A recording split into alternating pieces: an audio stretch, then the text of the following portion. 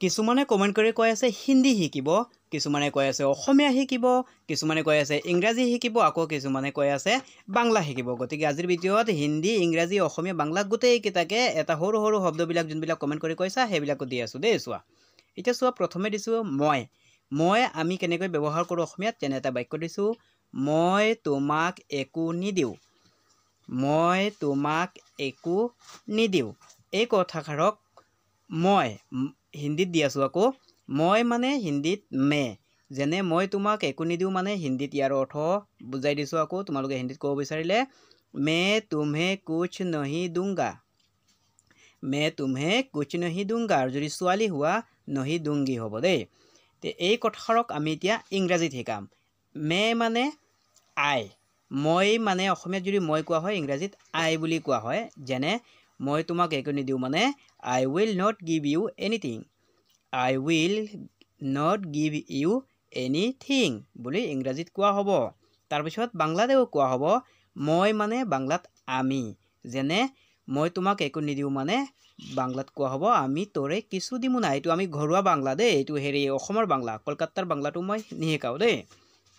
তাৰপিছত চোৱা, আকৌ দিছোঁ চোৱা, ময়েৰে আকৌ এটা দিছোঁ, মই মানে যেনে মই তোমাক কেতিয়াও মাফ নকৰোঁ, মই তোমাক কেতিয়াও মাফ নকৰোঁ। এনেকৈ আমি মই শব্দটো ব্যৱহাৰ কৰোঁ অসমীয়াত। যদি অসমীয়া নোৱাৰা অসমীয়া শিকি ল'বা। তাৰপিছত ইংৰাজীতে ইয়াক কোৱা হ'ব কি, মই তোমাক কেতিয়াও মাফ নকৰোঁ মানে ইংৰাজীত নহয় হিন্দীত দি আছোঁ দেই। চোৱা এতিয়া মে মানে মে তুমহে কভি মাফ নহি কৰোঁগা, মই তোমাক কেতিয়াও মাফ নকৰোঁ মানে মে তুমহে কভি মাফ নহি কৰোঁগা। তাৰপিছত দিছোঁ চোৱা ইংৰাজীত দিছোঁ, এতিয়াহে ইংৰাজীত দিম দেই। চোৱা মই মানেতো ক'লোৱে মই আই বুলি কোৱা হয়, আৰু মই তোমাক কেতিয়াও মাফ নকৰোঁ মানে I will never forgive you, I will never forgive you বুলি কোৱা হয়। আৰু বাংলাতেও কোৱা হয় এনেকৈ, মই মানে বাংলাত আমি বুলি ক'লোৱেই, তথাপিও আকৌ এবাৰ বুজাই দিছোঁ। চোৱা আমি তোৰে কোনো সময়েই মাফ কৰোম না, আমি তোৰে কোনো সময়ে মাফ কৰোম না। আকৌ এটা দিছোঁ চোৱা আমি, এতিয়া দিছোঁ আমি। অসমীয়াত যদি আমি হয়, যেনে বাক্য এটা দিছোঁ কেনেকৈ ব্যৱহাৰ কৰা হয়,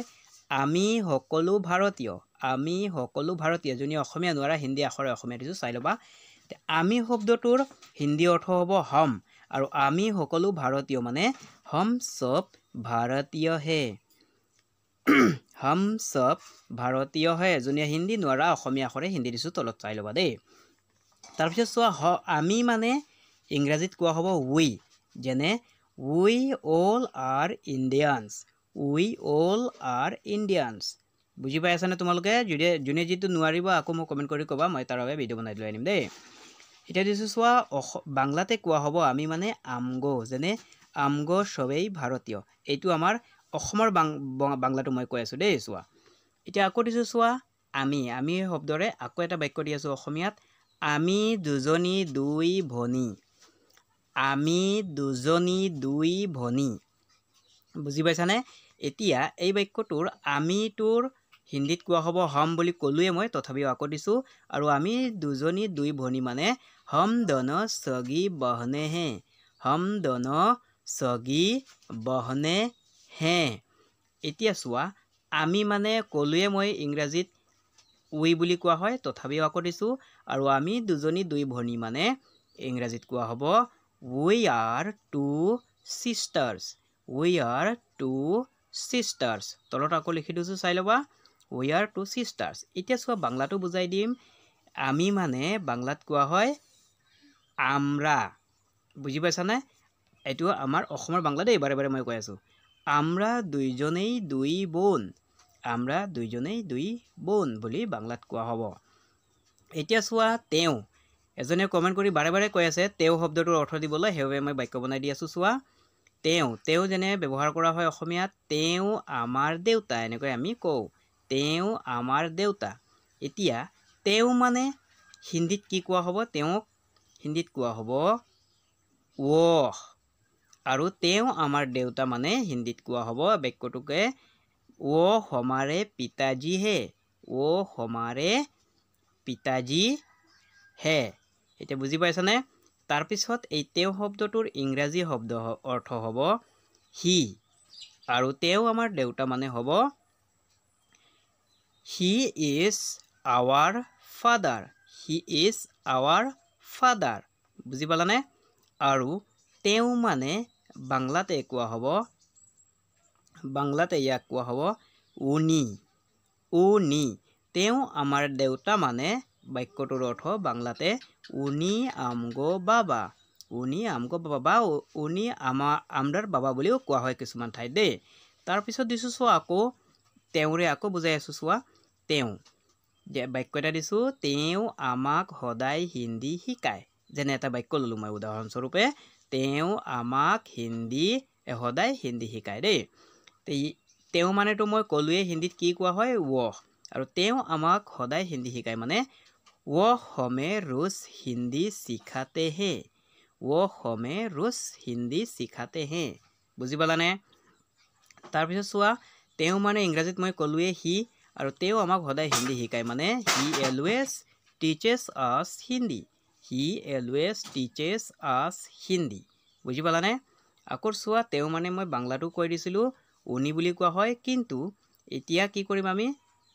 এতিয়াও উনি বুলিয়ে ব্যৱহাৰ কৰিম দেই চোৱা উনি আমগোকে সব দিন হিন্দী শিকায় এনেকৈ ক'ব লাগিব আমি তাৰপিছত দিছোঁ চোৱা এতিয়া তেওঁলোক বুজি পালানে যোনে কি নাম আছিলে পাহৰি গ'লো নামটো যোনে কমেণ্ট কৰিছে নহয় তেওঁলোক বুলি এইটো চাই ল'বা দেই ভালকৈ তেওঁলোক যেনে এটা বাক্য দিছোঁ তেওঁলোকে সদায় কীৰ্তন কৰে কাৰোবাৰ কথা ক'লোঁ আৰু তেওঁলোকে সদায় কীৰ্তন কৰে এতিয়া তেওঁলোক মানে হিন্দীত কি কোৱা হ'ব তেওঁলোকক হিন্দীত কোৱা হ'ব वे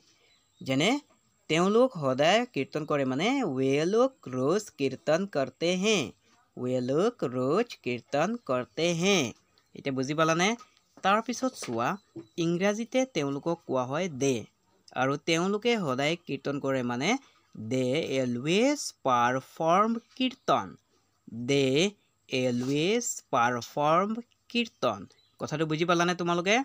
এতিয়া আমি চাম কি বাংলাত কি আছে তেওঁলোক মানে বাংলাত তাৰা বুলি কোৱা হয় আৰু তেওঁলোকে সদায় কীৰ্তন কৰে মানে তাৰা সব দিন কীৰ্তন কৰে বুজি পাই আছানে নে কিবা সুধিব লগা আছে তাৰপিছত চোৱা দিছোঁ হি যেনে বাক্য এটা বুজাই দিছোঁ হি শব্দটোৰে হি এতিয়া পঢ়ি আছে এতিয়া চোৱা এই হি শব্দটোৰ হিন্দী অৰ্থ হ'ব কি হ'ব হিন্দীৰে কোৱা হ'ব সিও মানে ৱহ বুলি কোৱা হয় দেই আৰু সি এতিয়া পঢ়ি আছে মানে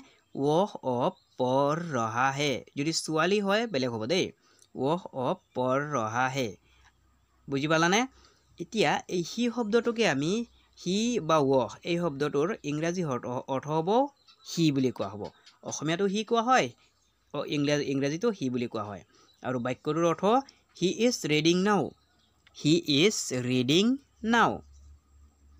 বুজি পালানে এতিয়া চাব আমি কি বাংলাতে হি মানে বাংলাত হ'ব সে আৰু হি এতিয়া পঢ়ি আছে মানে সে এখন পঢ়ছে বা পঢ়তে আছে এনেকৈ কয় কিছুমানে দেই তাৰপিছত চোৱা আকৌ দিছোঁ সিহঁত শব্দটোকে মই এটা বাক্য বনাই দি আছোঁ মই বাংলাত ইমান নোৱাৰোঁ দেই বেয়া নাপাবা তোমালোকে যিমান পাৰোঁ শিকাই আছোঁ এতিয়া চোৱা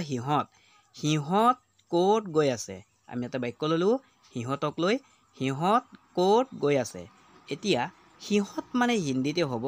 ৱে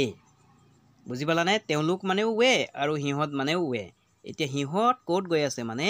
ৱে কহা যা ৰহে হে বুজি পালানে ৱে কহা যা ৰহে হে বুলি কোৱা হ'ব তাৰপিছত এই সিহঁত মানে ইংৰাজীত কোৱা হ'ব কি ইংৰাজীত ইয়াকো দে বুলি কোৱা হ'ব দেই দে মানে এতিয়া সিহঁত ক'ত গৈ আছে মানে ৱেৰ আৰ দে গোয়িং বুলি ক'ব লাগিব ৱেৰ আৰ দে গোয়িং তাৰপিছত ঠাইৰ নাম দিলে আকৌ বাক্যটো দীঘল কৰিব পাৰি এতিয়া চোৱা বাংলাতে সিহঁত মানে চেৰা বুলি কোৱা হ'ব দেই যেনে সিহঁত ক'ত গৈ আছে মানে আমি চেৰা কৈ যাইতে আছে বা কৈ যাচ্ছে বুলিও ক'ব পাৰি দেই তাৰপিছত চোৱা আকৌ দিছোঁ সিহঁতৰ দিলোঁ এতিয়া দিলোঁ সিহঁতৰ ইয়াত অলপ বেলেগ হৈ যাব দেই চোৱা মই সিহঁতৰ লগত নাযাওঁ এটা বাক্য মই অসমীয়াত ল'লোঁ মই সিহঁতৰ লগত নাযাওঁ এতিয়া এই সিহঁতৰ মানে হিন্দীত হ'ব উনকে আৰু মই সিহঁতৰ লগত নাযাওঁ মানে বাক্যটোৰ অৰ্থ হিন্দীতে হওক কেনেকৈ ক'ম আমি মে উনকে সাথ নহি যাওঁগা মে উনকে সাথ নহি যাওঁগা বুজি পালানে এতিয়া সিহঁতৰ মানে ইংৰাজীত আমি কি পাম দেম পাম দেয়াৰ পাম দেই কিন্তু এতিয়া মই দেম বুলি বুজাই আছোঁ চোৱা মই সিহঁতৰ লগত নাযাওঁ মানে I will not go' with them বুজি পালানে I will not go' to them ইয়াত দেম শব্দ ব্যৱহাৰ কৰা হ'ব কাৰণে আমি ইয়াত দেম বুলি কৈছোঁ কিন্তু একচুৱেলি দেয়াৰ হয় দেই তাৰপিছত চোৱা শ্বেৰাৰ সিহঁতৰ মানে বাংলাতে কোৱা হ'ব শ্বেৰাৰ যেনে মই সিহঁতৰ লগত নাযাওঁ মানে আমি শ্বেৰাৰ লগে যাইমুনা আমি শ্বেৰাৰ লগে যাইমুনা বা হেগৰ লগে যাইমুনা বুলিও কোৱা হয় দেই তাৰপিছত দিছোঁ চোৱা সিহঁতক এতিয়া দিছোঁ সিহঁতক আপুনি সিহঁতক চিনি পায়নে এটা অসমীয়া বাক্য ল'লোঁ আমি সিহঁতক আপুনি সিহঁতক চিনি পায়নে এতিয়া সিহঁতক মানে হিন্দীত কি কোৱা হ'ব উনকো আগত পালোঁ উনকে এতিয়া পালোঁ উনকো মনত ৰাখিবা কথাটো দেই আৰু আপুনি সিহঁতক চিনি পায়নে মানে আপ উনকো পহচানতে হে কিয়া आप उनको पहचानते हैं क्या বুজি পালানে এইটো এটা প্ৰশ্নবোধক বাক্য এতিয়া সিহঁতক মানে ইংৰাজীত ইয়াতো কি হ'ব দেম বুলি কোৱা হ'ব দেই সিহঁতৰ মানে দেয়াৰ হয় কিন্তু বাক্যত লিখোতে আমি দেম বুলি লিখিছোঁ কাৰণে দেম বুলি দিছোঁ আগত দেই এতিয়া চোৱা আপুনি সিহঁতক চিনি পায় মানে ইংৰাজীত ডো ইউ ৰেকগনাইজ দেম বুলি কোৱা হ'ব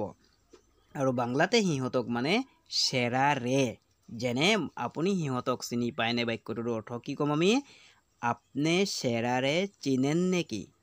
আপনে শ্বেৰাৰে বা হেগকে চিনেন নেকি বুলি ক'ব পাৰোঁ তাৰপিছত চোৱা দিছোঁ তাই এতিয়া শব্দ লৈছোঁ তাই এইবিলাক সাধাৰণ শব্দ দেই মই এইবিলাক শিকোৱা মন নাই তথাপি তোমালোকে কমেণ্ট কৰি কৈ আছা কাৰণে মই বনাইছোঁ দেই চোৱা তাই মানে এটা বাক্য লৈছোঁ তাই মোৰ ভাল বন্ধু আছিল এতিয়া তাই শব্দটোৰ হিন্দী অৰ্থ হ'ব কি ৱহ ইয়াতো আমি ৱহ পালোঁ দেই মনত ৰাখিবা আৰু তাই মোৰ ভাল বন্ধু আছিল মানে ৱহ মেৰি অচ্ছি দোস্ত থি এতিয়া এই তাই শব্দটোৰ ইংৰাজী অৰ্থ কি হ'ব ইংৰাজীতে ইয়াক কোৱা হ'ব চি আৰু তাই মোৰ ভাল বন্ধু আছিল মানে কি হ'ব she was my best friend বুজি পালানে বেষ্ট মানে খুব ভাল বন্ধুক কোৱা হয় দেই এতিয়া তাই মানে আমি বাংলাত কি পাম ইয়াতে সে পাম বা কিছুমান ঠাইত মানে তাই বুলি কোৱা হয় বাংলাত মানে বহুত বাংলা আছে দেই তে এতিয়া আমি ক'লোঁ তাই মোৰ ভাল বন্ধু মানে বাংলাতে সে আমাৰ বান্ধৱী আছিল বুজি পালানে এতিয়া আজি ইমানতে সৰু ভিডিঅ' বনালোঁ যদি এনেকৈ ভিডিঅ' চাব বিচাৰা তেতিয়াহ'লে তোমালোকে কমেণ্ট কৰি মোক জনাবা যেনেকৈ 4টা ভাষাত লাগে তেতিয়াহে মই আগলৈ আৰু ভিডিঅ'টো খুব দীঘলকৈ বনাম দেই আজি বেছি দীঘল নকৰিলোঁ মাত্ৰ ট্ৰাই কৰিলোঁ টেষ্ট কৰিলোঁ তোমালোকে এনেকুৱা ভাল পোৱা নে কাৰণ বহুতে মোক কমেণ্ট কৰি কৈ আছে হিন্দীও শিকিব মন ইংৰাজী শিকিব মন বাংলাও শিকিব মন অসমীয়াও শিকিব মন সেইবাবে মই আজি এনেকৈ 4টা ভাষাত ভিডিঅ' বনাইছোঁ যদি তোমালোকে সকলোৱে যদি এনেকৈ বিচাৰা তেতিয়াহ'লে মোক কমেণ্ট কৰি জনাবা বুজিছানে যদি কমেণ্ট কৰি জনোৱা তেতিয়াহে আগলৈ এনেকৈ বনাম নহ'লে সদায় যেনেকৈ বনাই আছিলোঁ এইকেইদিন খালি অসমীয়া আৰু হিন্দী তেনেকৈ বনাম কিন্তু কোনে কেনেকুৱা পচন্দ কৰা মোক কমেণ্ট কৰি জনাবা আজি ইমানতে সামৰিম আৰু ভিডিঅ'টো ভাল লাগিলে এটা লাইক কৰিবা